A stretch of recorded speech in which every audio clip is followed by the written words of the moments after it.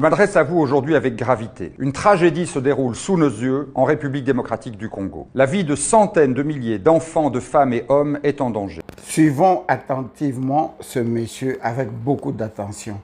Je m'adresse à vous aujourd'hui avec gravité. Une tragédie se déroule sous nos yeux en République démocratique du Congo. La vie de centaines de milliers d'enfants, de femmes et hommes est en danger. La situation à Goma est particulièrement dramatique. La ville est encerclée par les forces du M23, un groupe armé de rebelles soutenu par le Rwanda. Près de 2 millions de personnes sont prises au piège à Goma. Les principales voies d'approvisionnement sont bloquées par les rebelles. La situation humanitaire s'aggrave de jour en jour. Face à cette crise, l'Union européenne et la Belgique doivent agir. Il faut que le gouvernement rwandais cesse de soutenir les rebelles. Il faut que les autorités congolaises cessent tout appui aux forces démocratiques de libération du Rwanda. Il faut aussi mettre en place, sous l'égide des Nations Unies, un tribunal pénal international pour la République démocratique du Congo. Il faut en effet rendre justice aux victimes, arrêter les seigneurs de guerre et les condamner pour les atrocités commises en toute impunité depuis des années. Je pense notamment aux 500 000 femmes victimes de viols. Nous devons unir nos voix et nos efforts pour mettre fin à cette tragédie. Ces violences doivent cesser immédiatement.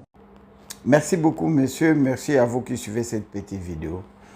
Le problème ici n'est pas forcément qu'on en parle peu, la situation du Congo. Non.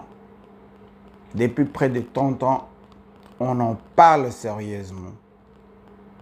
Mais le problème, c'est que c'est nos dirigeants.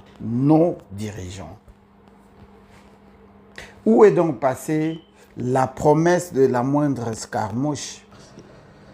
Il ne suffit pas de crier derrière un voleur, au voleur, voleur, on m'a volé, on m'a violé, on m'a volé, on m'a violé, on a violé ma femme, mes enfants, mes parents. Non. C'est prendre l'acte. À la place de Félix, imaginez-vous seulement que c'était Traoré. À la place de Félix, imaginons-nous seulement que c'était Moussa Traoré ou Tchani de Niger. Le peuple congolais a pris conscience. Le monde entier savent ce qui se passe en République démocratique du Congo. Notre problème, c'est nos dirigeants.